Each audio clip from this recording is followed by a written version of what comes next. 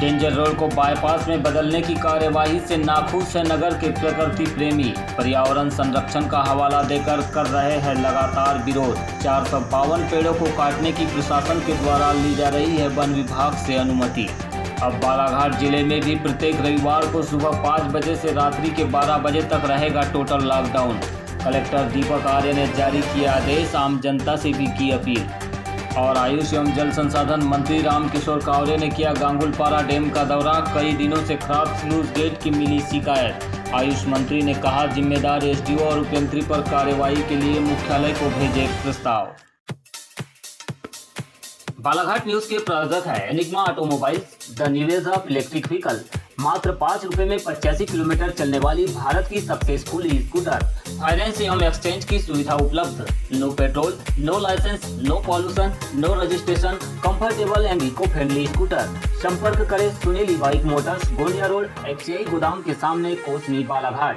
Contact detail 9424969460 87700290001।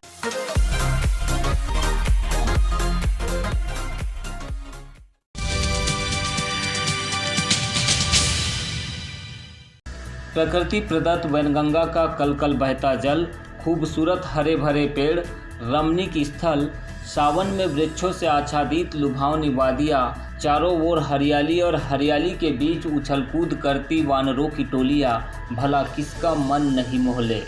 Danger road में प्रकृति का यह सुंदर उपहार बालाघाट वासियों को सुबह की सैर से लेकर शाम तक की दौड़ भाग को आनंदमय बनाता है। लेकिन अब इस डेंजर रोड पर बाईपास का निर्माण होगा, जो यहाँ की हरी भरी वादियों के लिए न केवल घातक होगा बल्कि पर्यावरण प्रेमियों को निराश भी करेगा। यहाँ का रिच ऑक्सीजन वाला इलाका बाईपास बनते ही भारी वाहनों से निकलने वाले धुएं के माध्यम से फिजा में जहर घोल देगा। फिलहाल यह एक कल्पना है, लेकिन इसी कल्पना का डर अब बालाघाट नगर के उन सैकड़ों पर्यावरण प्रेमियों को रोजाना सता रहा है। दरअसल बात यह है कि बालाघाट में लंबे समय से शहर से निकलने वाले भारी वाहनों को लेकर एक आदर्श बाईपास की दरकार थी, जिसे सांसद के प्रयासों से पूरा किए जाने की सभी औपचारिकताएं प्रशासन के द्वारा तेजी से पूरी की जा रही है। उम्मीद की जा रही है कि अब डेंजर रोड जल्द ही बाईपास में तब्दील हो जाएगा। इसी के चलते कई पर्यावरण और प्रकृति प्रेमी चिंता में पड़ गए हैं। वे डेंजर रोड को बाईपास में तब्दील किए जाने का न केवल खुलकर विरोध कर रहे हैं बल्कि इसे नगरवासियों के लिए बेहद घातक भी करार दे रहे हैं। आज बालाघाट न्यूज़ ने ऐसे ही प्रकृति प्रेमियों से और रोजाना सैर करने वाले नागरिकों से, योगाभ्यास करने वाले युवाओं से चर्चा की। बाईपास रोड का जो सैंक्शन होना है तो बहुत अच्छी बात है, क्योंकि शहर में आए दिन दुर्घटना होते रहती। लेकिन ये जो बाईपास रोड जो प्लान किया जा रहा है, ये इसकी प्लानिंग जो है वो अगले 10-20 साल के हिसाब से होना चाहिए। इस रोड में, डेंजर रोड में आप देख रहे हैं कि एक तो ये नदी का किनारा है। अगर ये बाईपास रोड बनता है तो यहाँ जो भी मूवमेंट बढ़ेगा उससे ये जो नदी है, नदी में प्रदूषण बढ़ेगा। जो वेस्टेज है, ट्रक निकलेंगे, उससे लोग नहाएंगे धोएंगे, दुकानें खुलेगी और ये नदी का किनारा को नुकसान पहुँचेगा। इसके अलावा कि ये जो रिजर्व फॉरेस्ट है ये बहुत कम जगह पर ऐसा होता है। यहाँ पर इस फॉरेस्ट में ना तो कोई पेड़ लगाए जाते हैं ना कोई काटे जाते हैं। तो ये नेचुरली डेवलप हुआ है और बालाघाट के लिए रिच ऑक्सीजन जोन का काम करता है। तो ये मतलब पूरे शहर के लिए ऑक्सीजन का स्रोत है। अच्छा, दूसरी बात ये कि जैसे बाईपास रोड अगर इसको बनाते हैं तो यहाँ पर भी हम देख रहे हैं कि जागपुर से लेके आगे जो नवेगांव तक का जो एरिया है वो बसाहट में आ गया है। और बाईपास बनाने का जो उद्देश्य है वो मुझे नहीं लगता कि बहुत अच्छे से पूरा हो पाएगा। लेकिन सवाल ये भी उठ रहा है कि शहर में कोई बाईपास के लिए कोई दूसरे मार्ग की तलाश कहीं मतलब जगह सुनिश्चित नहीं हो पा रही है। ये भी एक कठिनाई सामने आ रही शासन प्रशासन के सामने और जो लीडरशिप कर रहे हैं उनके सामने में। नहीं, बिल्कुल ठीक बात है। हमारा जो राजनीतिक नेतृत्व है जागरूक है, क्योंकि शहर में आए दिन दुर्घटना होते रहती है। तो राजनीतिक नेतृत्व का बाईपास के लिए चिंतित होना और इसके लिए प्रयास करना बहुत उचित है और उसकी हम सराहना भी करते हैं। लेकिन ये जो 2.5-3 किलोमीटर का जो हमारा जो एरिया है ये इतना संपन्न है प्राकृतिक रूप से। इस पर हम, जैसे भोपाल में वन विहार है, ये उस तरीके का एक अभ्यारण्य के रूप में हम इसको विकसित करके बालाघाट को टूरिज्म का एक हम केंद्र बना सकते हैं। ये 2.5-3 किलोमीटर में बहुत बढ़िया अभ्यारण्य तैयार होता है। अगर हम फेंसिंग इसमें जो वाइल्ड एनिमल्स हैं वो भी कई बार हमको देखने के लिए मिलते हैं। और दूसरी बात क्या है कि इतने सारे पेड़, ये तो जो संख्या है वो मोटे, ये छोटे छोटे पौधे जो हैं तैयार हो गए बड़ी संख्या में, जो अगले 10-5 साल में पेड़ बन जाएंगे।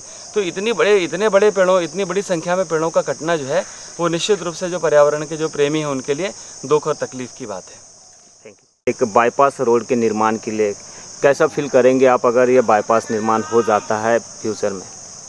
देखिए, जो समस्याएं हैं, समस्याओं को निदान करने के बहुत सारे तरीके हैं और हमारे शासन में सब सक्षम लोग बैठे हुए हैं।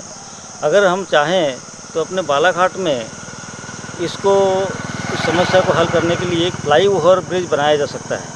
जैसे कई जगह पे आपने देखा होगा, छिंदवाड़ा में बनाया जा चुका है फ्लाईओवर ब्रिज, ऐसे हमारे बालाघाट में भी फ्लाईओवर ब्रिज बनाया जा सकता है। और ये हमारा बालाघाट जिला क्या है, वानस्पतिक संपदा से बहुत अभी परिपूर्ण है। ऐसा इतना अच्छा स्थान और अपने मध्य प्रदेश में कहो या कई जगह, तो हम बोलते हैं देश में भी इतना अच्छा स्थान कई जगह हमको देखने को नहीं मिलता है, जहाँ प्राकृतिक हमारे ये भी पेड़ पौधे सुरक्षित हैं। यहाँ बगल में नदी लगी हुई है, नदी में पानी है। तो इस प्राकृतिक वातावरण के लिए लोग तरसते हैं और ऐसे वातावरण को नुकसान पहुँचाए बगैर अगर हम कोई रास्ता निकालें तो ज़्यादा बेटर होगा। एक और जहां बाईपास निर्माण की बात सुनते ही प्रकृति प्रेमी और सुबह शाम सैर करने वाले नगरवासी मन को लुभा लेने वाली हरियाली और यहां के पर्यावरण को नैसर्गिक बताते हुए विरोध जाहिर कर रहे हैं।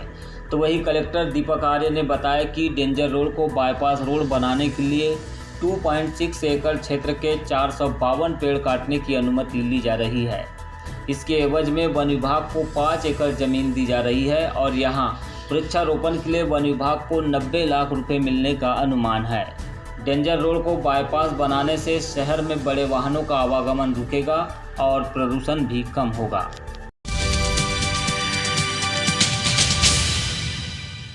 मध्य प्रदेश शासन के राज्य मंत्री आयुष स्वतंत्र प्रभार एवं जल संसाधन विभाग रामकिशोर नानू कावरे ने 18 जुलाई को अधिकारियों के साथ गांगुलपारा जलाशय का निरीक्षण किया।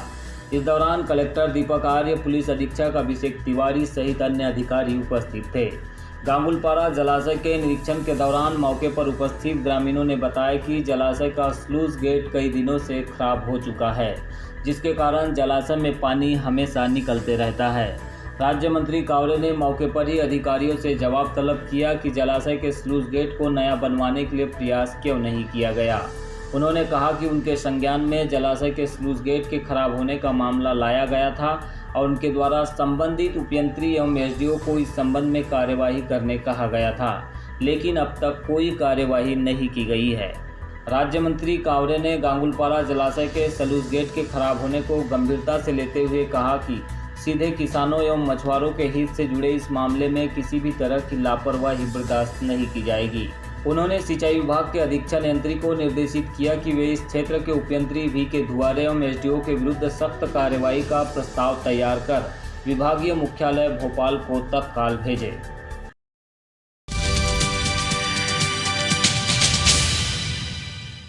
कलेक्टर दीपक आर्य ने कोरोना संक्रमण को रोकने के लिए आमजन से सहयोग की अपील करते हुए कहा है कि बाहर से आने वाले सदस्य स्वयं आगे आकर सूचना दे या उसके परिजन सूचना देवे। सामने आकर वह अपने आने की जानकारी देंगे तो कोरोना के संक्रमण की चैन को तोड़ा जा सकेगा और उसे वहीं पर नियंत्रण कर लिया जाएगा।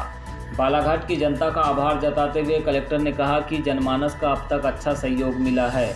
आमजन के साथ ही जो व्यक्ति या सदस्य कोरोना संक्रमित हुए हैं उन्होंने स्वयं ही आगे आकर जानकारी दी है, जिसके कारण हम इस पर नियंत्रण कर सके हैं। आगे भी इसी तरह के सहयोग की अपेक्षा उन्होंने जताई है।